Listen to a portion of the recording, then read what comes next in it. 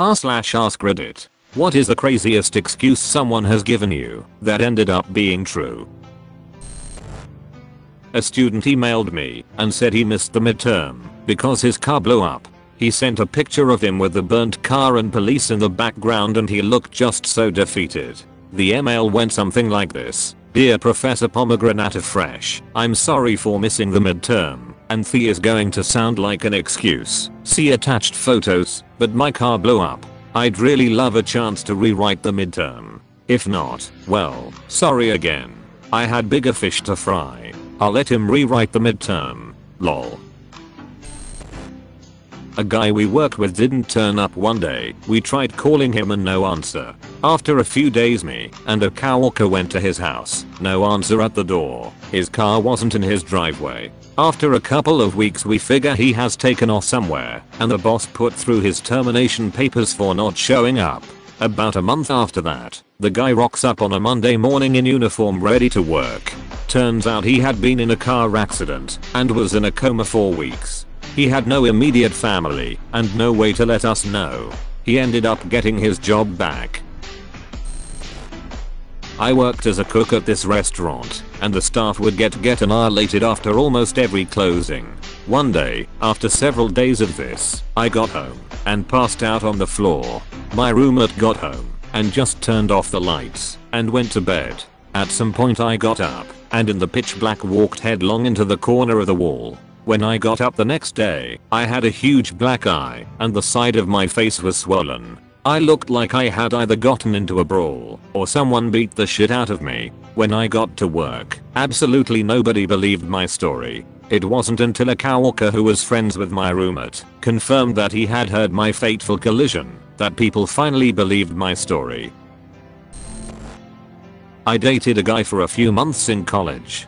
Towards the beginning of the relationship we planned to go out and he didn't show up. No phone call, no answered texts, nothing. But I began to accept I had been stood up and would never hear from him again. A couple days later I get a text. I'm so sorry I just came out of a coma. Can I come over tomorrow? I thought it was bullshit, but I wanted to humor it. He shows up to my house with crutches and his discharge papers. He was definitely in a coma. He was in an awful accident on the way to my house that left his car totaled and broken bones and in a coma for a couple days. To this day, when friends tell me their dates ghosted them I think, maybe he's in a coma? I almost forgot this story. I had a boss who got stuck on a construction site he was managing. Everyone had gone home for the weekend and he was doing a walk around when a door shut on him, trapping him in the bathroom. This was before cell phones and no one knew he was there. He looked around, the sink worked and the toilet worked, so he wasn't gonna die of thirst. He had 2 quarters in pocket. He tried popping the door with 1 quarter and it fell out the other side. He managed to get the other quarter just right and was free. When he got home he told his wife to check on him if he wasn't home by 7 on a Friday.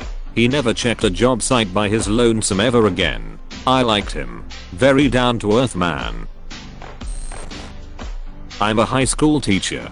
10 years ago I had a student say he didn't do the homework because his car caught fire on his ride home and his textbook was in the back seat. I was suspicious, but he quickly produced the badly charred textbook, which was also completely waterlogged from when the fire department put out the fire, and asked me if I could issue him a new one.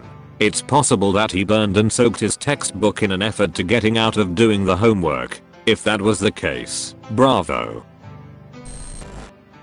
I got a call once to go cover a shift for a coworker as she has a horse at her house and she has to wait for it to be picked up. I laughed when I heard it, but she sent me photos and apologized about me having to do her shift, explaining the horse belongs to her mother and she often rides it to her house because the neighbor kids like it and stuff. Turns out the horse got out the stables and decides to go for a long walk overnight, and she was startled by some rattling at the open window in the living room. She thought somebody had broken in, so ran in with a knife and found a horse head sticking through her open window into the living room like sup. Got food. I've been walking all night and I'm hungry. Her parents came with their horse trailer thing to get it, but it took a while before they could arrive.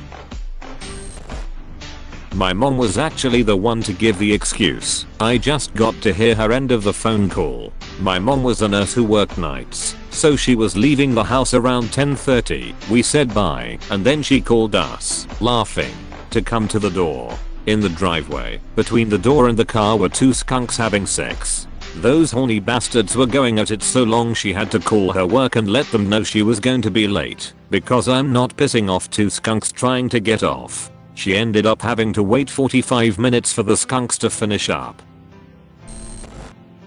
I worked in collections and this woman literally had the worst luck. She made minimum wage, but was part-time, and struggled getting hours. She missed her car payments a lot, but would almost catch up, and a string of shit happened within a month, including she lost a day's pay because someone got stabbed to death in the store she worked in. True, her son stole her money from her purse. That was for her car payment. I remember her crying so hard, and I let her go because she seemed serious. Her son then got stabbed almost to death because of a bad drug deal. True, and made me believe the story about him stealing money. Then her youngest son did something in the kitchen on the stove and burned their entire house down. I quit shortly after, but I wonder if her luck ever got better. Life really shit on her. I have a reputation for weird things happening to me, causing me to miss work. I was bitten by a black widow, had a home invasion, but the weirdest one was I was attacked by a bobcat walking my dog. Boss didn't believe me until she saw it on the news the next day. Turns out I'm the only person in Texas history to be confirmed attacked by a bobcat, so I understand my boss's disbelief. Who said I would never do anything with my life? We were going to meet some friends for dinner and meet at the restaurant. We were on our way there when we get a call from them that they couldn't get to his car and if we could come pick them up.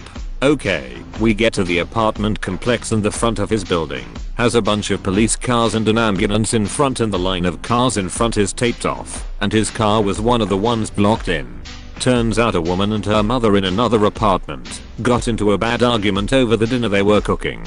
The daughter attacked the mom with a kitchen knife and chased her out of the apartment into the parking lot and stabbed her in between the cars out front, and now his car and part of the building were a crime scene. So we had to pick them up way out in front of the complex.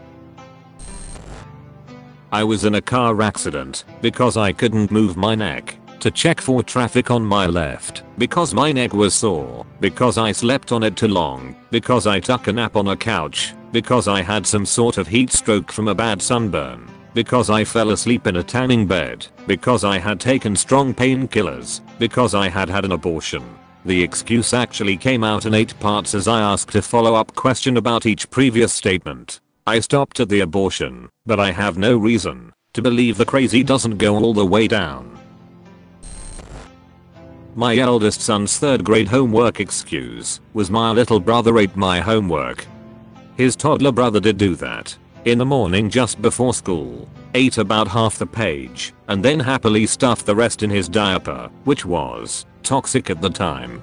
I wrote a humorous note to his teacher to that effect. The note was posted in the teacher's lounge for the rest of the year.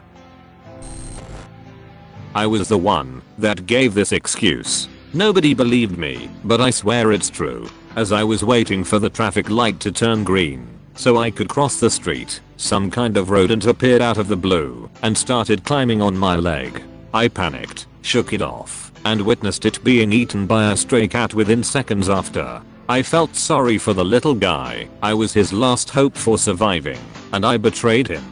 I ended up missing my first class that day because I had to go back home and change my jeans. I was paranoid that the mouse could be carrying some disease.